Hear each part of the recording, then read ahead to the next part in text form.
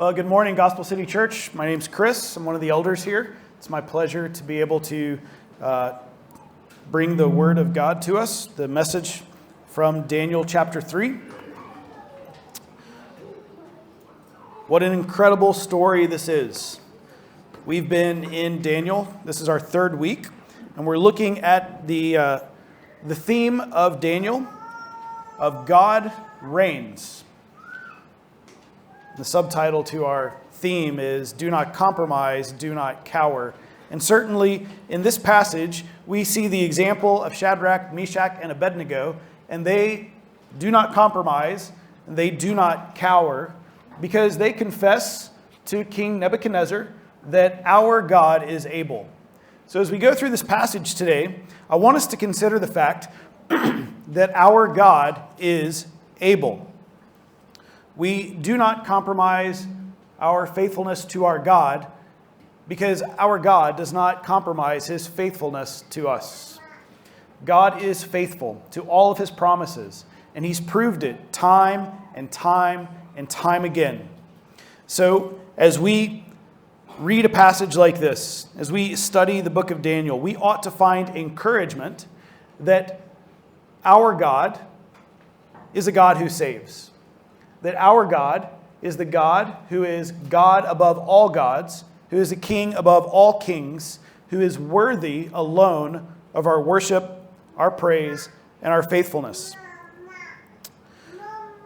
As we come to this passage, as I was studying this week, I came up with an idea that was the main point, and I wrote this.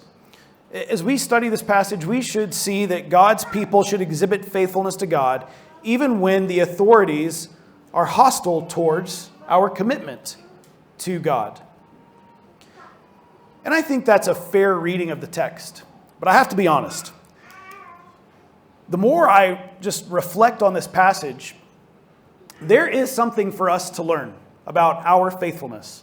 But there is even more to learn about God's greatness. You see, the book of Daniel was written so that God's people would be able to have faith and confidence in their God in the midst of being in a place that they did not call their own, being in a place of exile. That God was not just the God of Israel in the land of Israel, but that their God was the God of all nations, peoples, languages, tribes. He is God everywhere. We'll see that as we go through this passage today. So as we go through this passage, we celebrate the faithfulness of Shadrach, Meshach, and Abednego. We rejoice at what God does for them in preserving them through a fiery furnace. And we reject King Nebuchadnezzar and his prideful ego that stands against any God that would be against him.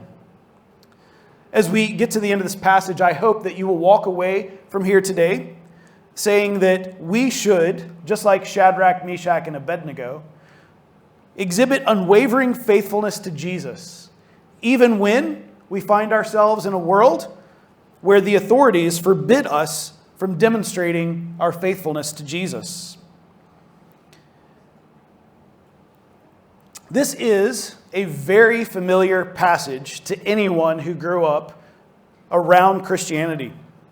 Not even growing up in the church, but this is just a familiar passage that many people know.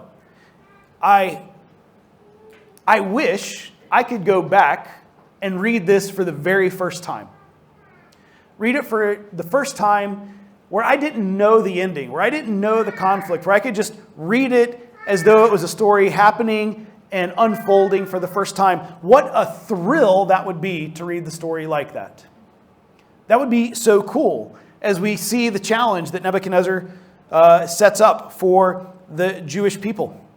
As we see how these three respond and how God shows up and delivers them.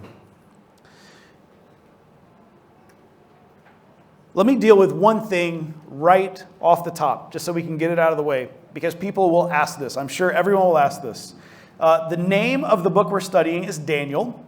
The main character, as far as humans go throughout the book of Daniel, is often Daniel. And yet Daniel does not appear in this passage. So the question is, where's Daniel? We don't know. The passage is not clear on where Daniel is, but we can say this based on everything else in the book of Daniel. Daniel was not part of the group of people who were bowing down before this idol. He wasn't. There's nothing in the book that would lead us to believe that Daniel compromised his faith to his God in this way. In fact, we will see in later stories how Daniel suffered persecution because of his faithfulness to God in a similar way that Shadrach, Meshach, and Abednego suffered for their faithfulness. So let's just get that out of the way first. We don't have to worry about where Daniel is. He did not apostatize. He did not commit idolatry. We don't know where he was, but he wasn't part of this crowd. As we come to this passage, we see that it breaks down into three movements, and it's pretty simple. I heard a pastor preach this many years ago, and every time I come to this passage, I hear his outline in my mind, and I cannot break away from it. And so we're going to use his outline, which is they would not bow, they would not bend, and they would not burn. Very simple. In verses 1 through 12, we see that Shadrach, Meshach, and Abednego would not bow before this image. In verses 13 to 18, we see that under pressure from Nebuchadnezzar, they refused to bend.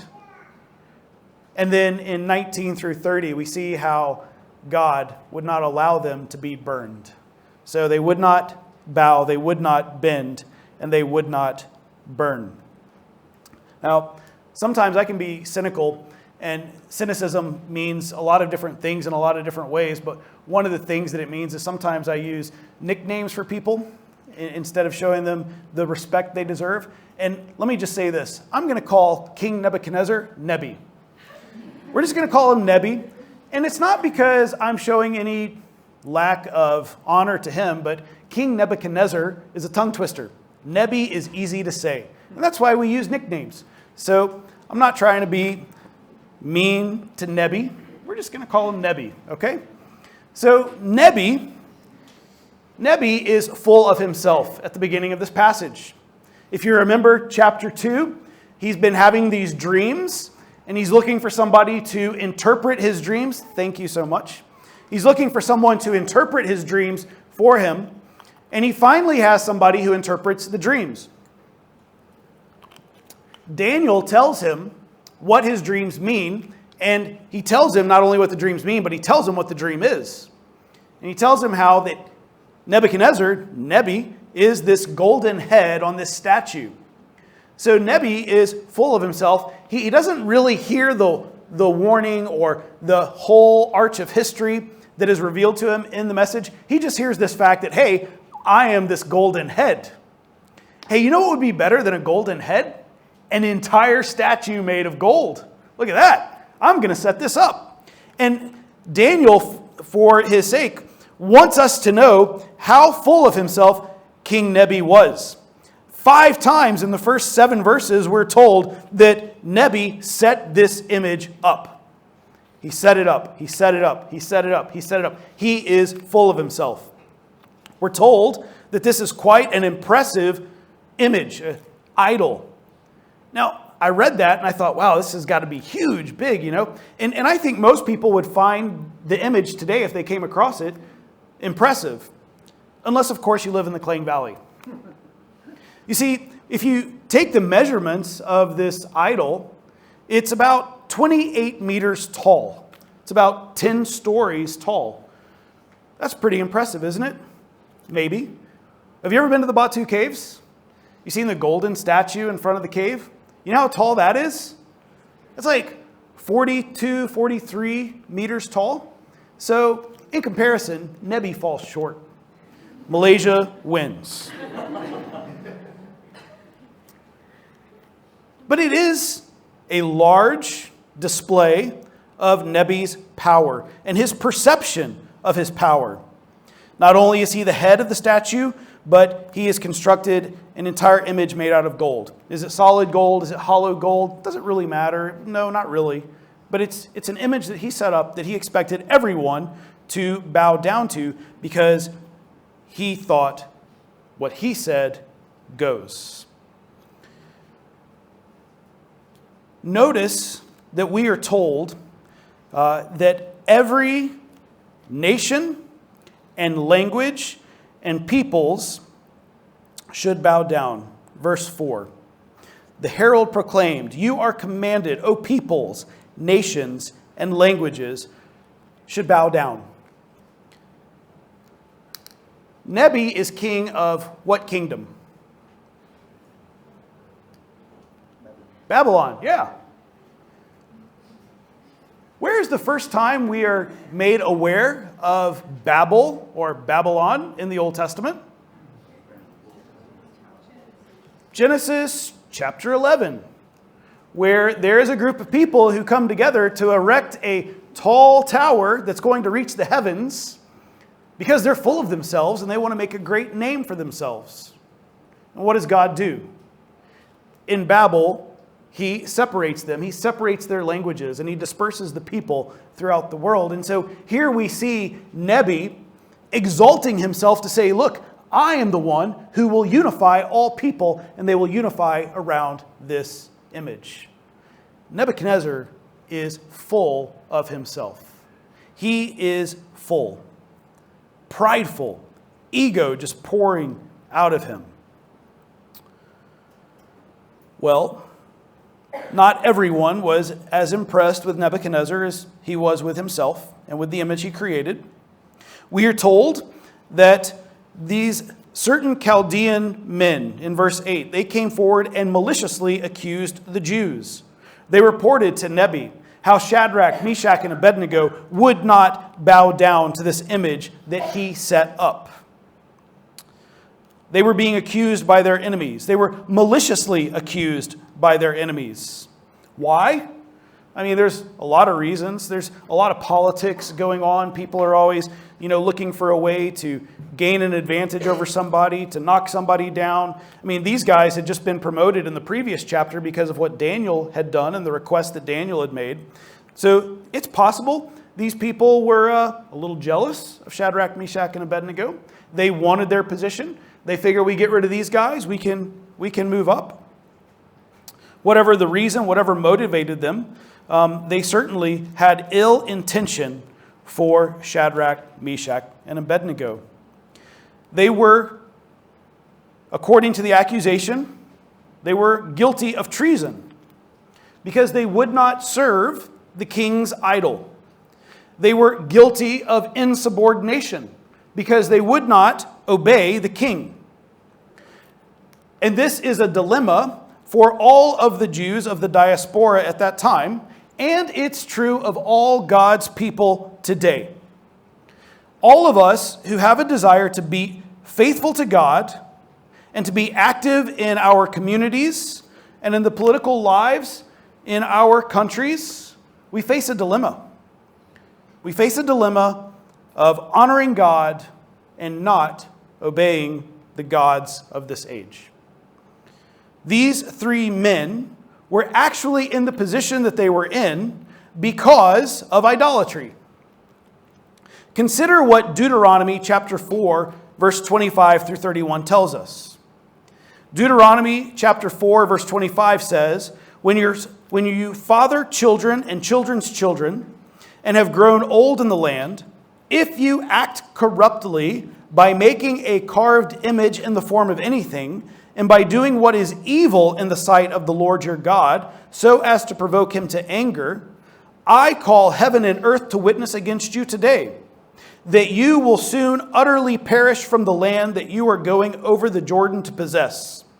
You will not live long in it, but will be utterly destroyed. And the Lord will scatter you among the peoples, and you will be left few in number among the nations where the Lord will drive you. And there you will serve gods of wood and stone, the work of human hands, that neither see, nor hear, nor eat, nor smell. But from there you will seek the Lord your God, and you will find him, if you search after him with all your heart and all your soul. When you are in tribulation, and all these things come upon you in the latter days, you will return to the Lord your God and obey his voice. For the Lord your God is a merciful God. He will not leave you or destroy you or forget the covenant with your fathers that he swore to them. Why were Shadrach, Meshach, and Abednego in Babylon? Because the nation of Israel had committed idolatry. Because they had been unfaithful to their God, the God who had promised to be faithful to them. They were in exile, and now they are faced with committing the same sin that their ancestors had committed. Because of idolatry, they are now faced with the challenge of being idolaters. And yet they must decide to return to faithfulness to God. Shadrach, Meshach, and Abednego decide not to bow, to be faithful to God, not to follow along the crowds, not to engage in the worship of the day, but they would not bow. It's an important lesson for us as we come to the end of this first point.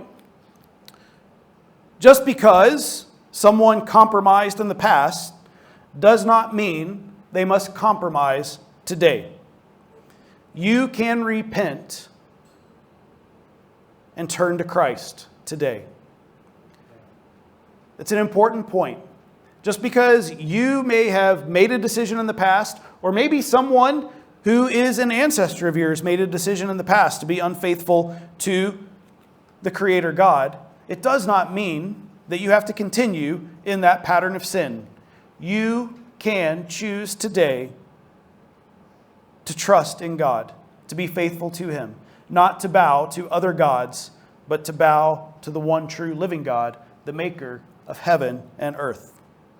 Shadrach, Meshach, and Abednego would not bow. Shadrach, Meshach, and Abednego would not bend. The three men in verse 13 are brought before Nebi. Nebi is furious, so angry.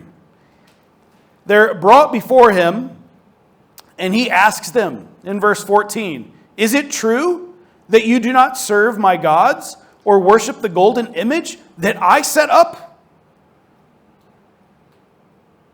It's not about his gods. Nebuchadnezzar is full of himself. He's like, I set them up. You're not faithful to me. What's wrong? What have I not done for you? Have I not been kind to you and good to you, provided for you? I gave you food to eat. I gave you education. I've given you titles, prestige, status. I've done all these things for you. Shadrach, Meshach, and Abednego, why are you not faithful to me and to the images I set up? I'm going to give you an opportunity, Shadrach, Meshach, and Abednego, or as the VeggieTales call them, Rack, Shack, and Benny. Some more nicknames, right? I won't keep with those because then you just have images of dancing cucumbers in your head and you'll never get past that. Rack, Shack, and Benny, Shadrach, Meshach, and Abednego. I'm going to give you an opportunity because I like you. Here's your second chance. Nobody has to know. It's just you and me. Bow down when you hear the orchestra play. Fall down and worship the image that I made. But if you do not, I will immediately cast you into the burning fiery furnace. And here is the most important statement in the entire chapter. Who is the God who will deliver you out of my hands? See, Nebi, knowing that he is the golden head of this statue that he had dreamed about, that he is so important, that he is so big, that he is so strong, that he is so mighty, he is convinced that there is no God that exists that can overpower him. Certainly, he does not think that the God of Shadrach, Meshach, and Abednego can do anything for them. I mean, he went into their land and he destroyed their land and he brought people out of their land into his land. And now that they're in his land, well, certainly their God has no power in his land. So, if you know what's right for you, if you know what's good for you, if you know what's good for your name and for your prestige, for your status, for your finances, for your standing in community, if you know what's right for you, you will bow down because there is no help for you. Under a great amount of pressure, Shadrach, Meshach, and Abednego would not bend. The question, who is the God who will deliver you out of my hands, is a rhetorical question. Nebi does not expect an answer, but he gets one. Shadrach, Meshach, and Abednego say, "O king, we have no need to answer you in this matter." They recognize this is a rhetorical question. And then they make a statement, which the more I study this passage, the more confusing the statement actually is. It's not as clear as we would hope it would be. The ESV says it this way: "If this be so," meaning you throw us into the fiery furnace, "our God, whom we serve, is able to deliver us from the burning fiery furnace, and he will deliver us out of your hand, O king. But if not, let it be known to you, O king, that we will not serve your gods or worship the golden image that you have set up." Now, verse 17 is the verse that's not as clear as we would like for it to be. It could be, if our God exists. So, it could be interpreted in such a way as to say, well, we don't know if our God exists or not, but if he does, we know he's able. It could be, if what you say is true, our God is able. There's just different ways to take this that, quite honestly, could make us a little uncomfortable. But here's something that's important for us to see. Shadrach, Meshach, and Abednego are not the main characters in this story. Other than these lines, they don't really say much. They don't do much. They appear, they're faithful, they're about to suffer the consequences of their faithfulness, and God uses them to display his power. God is the main character. He is always the main character, but the human main character here is Nebuchadnezzar. He is the one who is boasting. He is the one who speaks. He is the one who is furious. He is the one who expects someone to acquiesce to his demands. And he is the one who sets himself in direct conflict with the God of the universe. Nebuchadnezzar, verse 19, was filled with fury. His face changed expressions. I can just see his face just turning red with anger. He ordered his mighty men to take Shadrach, Meshach, Abednego and throw them into the fiery furnace. He heated the furnace hotter than it had ever been before, so hot that these guys couldn't even get Shadrach, Meshach, and Abednego into the furnace without themselves being killed by the fire. Shadrach, Meshach, and Abednego say, "Our God, whom we serve, is able." And as we read this story, and as we think through all of the book of Daniel, we must come to this conclusion as well. Our God is greater than Nebuchadnezzar. When Nebuchadnezzar asks the question, "Who will deliver you out of my hands?" whatever the answer may be, the answer is this: God, our God, the God of Abraham, Isaac, and Jacob. God, the Father of Jesus Christ, our Lord. He is able to deliver us out of the hands of those who would wish us ill because of our faithfulness to him. Shadrach, Meshach, and Abednego, they know that they are about to face a great consequence for their faithlessness to Nebi. They know they've enraged him. They've angered him. They have this opportunity to bow down just in the presence of Nebuchadnezzar. There's no one around. They're not out in the field with the thousands. They could just make a decision, nobody's going to know. We'll bow down. It's okay. But no. They have a resolve within them that's based upon a belief that their God is able. But notice what their response is not.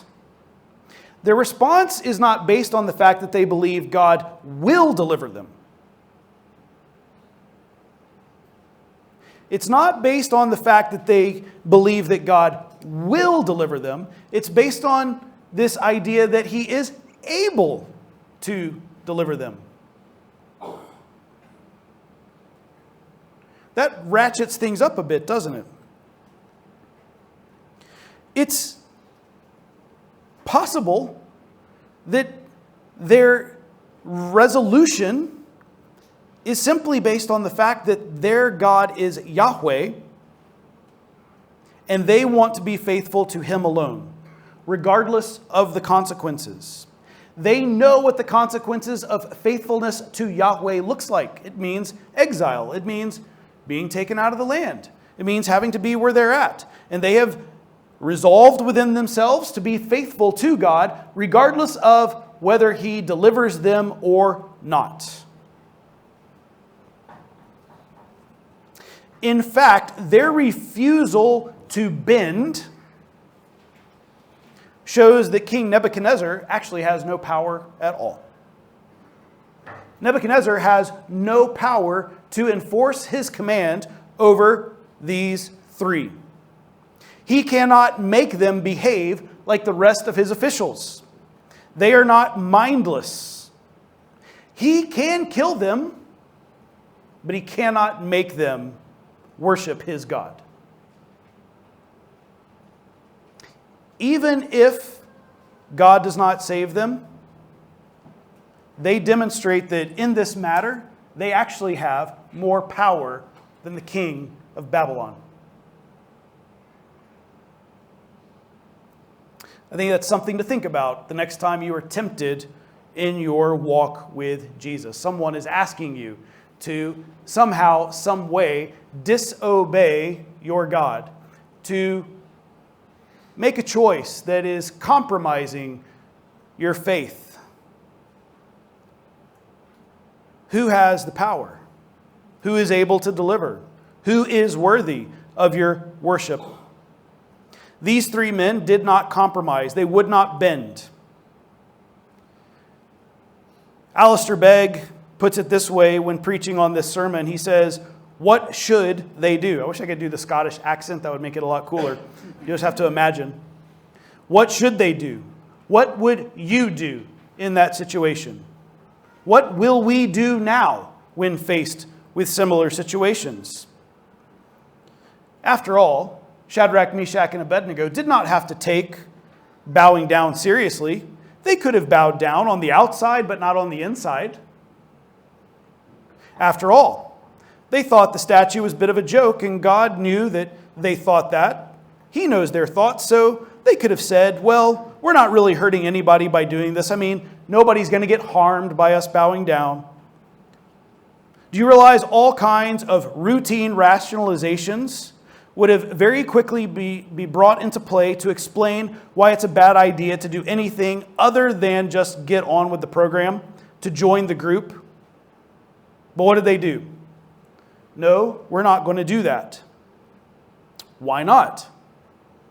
Did it make them feel good about themselves? No. Why didn't they bow? Why didn't they bend? They liked being part of a big group? No. They did not bow and they would not bend because at a young age, I'm convinced they were taught Exodus chapter 20, verses 4 through 6. You shall not make for yourself a carved image or any likeness of anything that is in heaven above, or that is in the earth beneath, or that is in the water under the earth. You shall not bow down to them or serve them, for I, the Lord your God, am a jealous God, visiting the iniquity of the fathers on the children to the third and the fourth generation of those who hate me, but showing steadfast love to thousands of those who love me and keep my commandments. In other words, they obeyed God because they must obey God. Not because it worked out best for them, but because God is to be obeyed. in our day, we take our lives as Christians into a very similar realm when we start thinking about what is most suitable for us, what is most comfortable for us, what is most understandable in our cultural context. We largely begin to explain away why we have to obey commands of God, so that we can acquiesce and just get along, so that we can have a comfortable job, so that we can have peace in our home, so that our community is not corrupted, so that we can just get along. We make ourselves vulnerable if the day does come when the only thing that will actually hold us to the line is simple, straightforward, unerring obedience to the Word of God. If we live a life that says, God has said it, therefore I must obey it. If we live our lives that way, guess what? We will face persecution. Was it Peter who said, anyone who seeks to live life of faithfulness in Christ will face persecution? Brothers and sisters, our God is able to deliver us. But even if He doesn't or He won't, it doesn't matter. We are called to faithfulness. Shadrach, Meshach, and Abednego would not bow and they would not bend. And finally, we see that they would not burn. The furnace was heated up. They're thrown in. All these guys die. Shadrach, Meshach, and Abednego, though, they're in the fire. They're just kind of hanging out, sipping tea, figuring out what's the big deal. You know, it's a heat wave, but what's going on?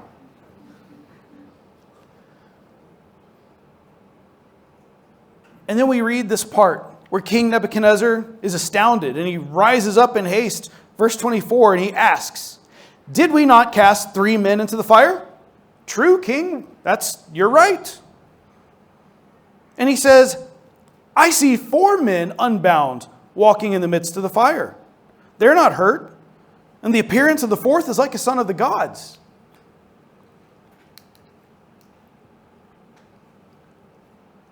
What in the world is going on in the fiery furnace?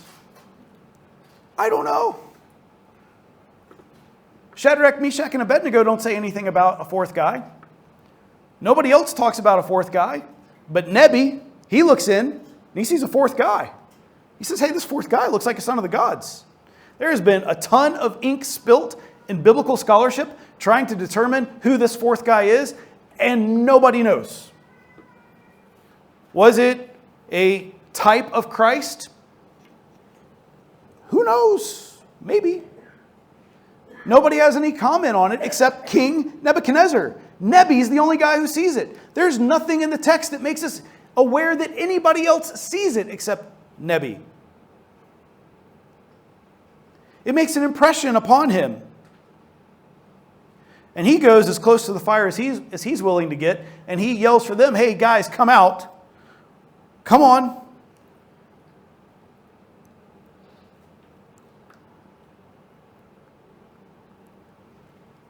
I wonder if they were aware of what Isaiah had written. In Isaiah 43, verses 1 through 3, where he says, now thus says the Lord, he who created you, O Jacob, he who formed you, O Israel, fear not, for I have redeemed you. I have called you by name, you are mine. When you pass through the waters, I will be with you, and through the rivers, they shall not overwhelm you. When you walk through fire, you shall not be burned, and the flame shall not consume you. For I am the Lord your God, the Holy One of Israel, your Savior.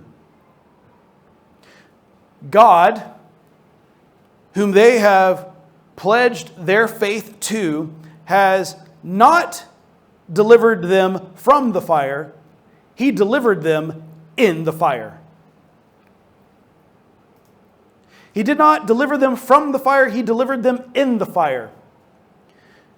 King Nebuchadnezzar asked the question, who will deliver you out of my hands? And God said, nah, that ain't nothing, bro.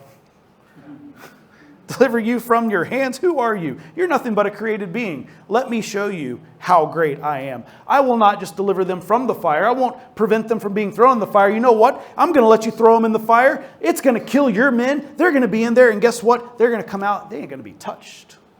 Not an eyebrow or a hair be singed. They come out. Maybe they smell a little bit of smoke. No, they smell like nothing. They come out. And Nebi is amazed. He's amazed. In verse 28, he says, "Blessed be the God of Shadrach, Meshach, and Abednego, who has sent his angel and delivered his servants who trusted in him and set aside the king's command, and yielded up their bodies rather than serve and worship any god except their own God. Therefore I make a decree. Any people, nation, or language that speaks against the God of Shadrach, Meshach, and Abednego shall be torn limb from limb." What an interesting comment. Why does Nebuchadnezzar feel like he has to make that comment? As though the God who has saved Shadrach, Meshach, and Abednego in the fire is not able to defend his own name and honor amongst all the peoples of the world. No. See, Nebuchadnezzar is amazed, but he's not changed.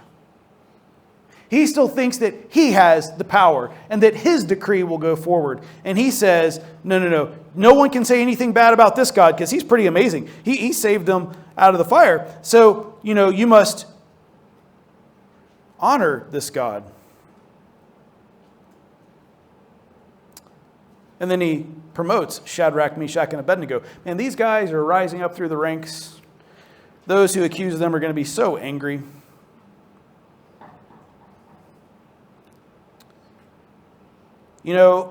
When we are tempted to be unfaithful to God, it is important for us to remember that God is able to deliver, regardless of the circumstance. That God is worthy of our worship. And that God is in the midst, is with us in the midst of our trials. Nebuchadnezzar recognizes God's great ability, but he still does not bow his knee before the God of Shadrach, Meshach, and Abednego. He's still trying to unify all the peoples under his command when he makes this statement that all peoples and nations and languages should do this. They would not bow, they would not bend, and they would not burn. One day, there will be a gathering of all peoples and nations and languages gathered together who will bow before one, and his name is Jesus. Revelation chapter 7, verse 9 and 10 says, "After this I looked, and behold, a great multitude that no one could number, from every nation, from all tribes and peoples and languages, standing before the throne and before the Lamb, clothed in white robes, with palm branches in their hands, and crying out with a loud voice, 'Salvation belongs to our God who sits on the throne and to the Lamb.'" Nebuchadnezzar tried to solve the problem that the Tower of Babel created. He tried to bring everybody together under his image. But he's not able. Our God is able. One day, our God will bring people from every tongue, tribe, and nation. He will gather them under not an idol, but under Jesus. And we will be a part of those who cry out, "Salvation belongs to our God who sits on the throne and to the Lamb." So as we look forward to that day, we must remain steadfast in our faithfulness to our God, because God is able. He's proven it time and time again.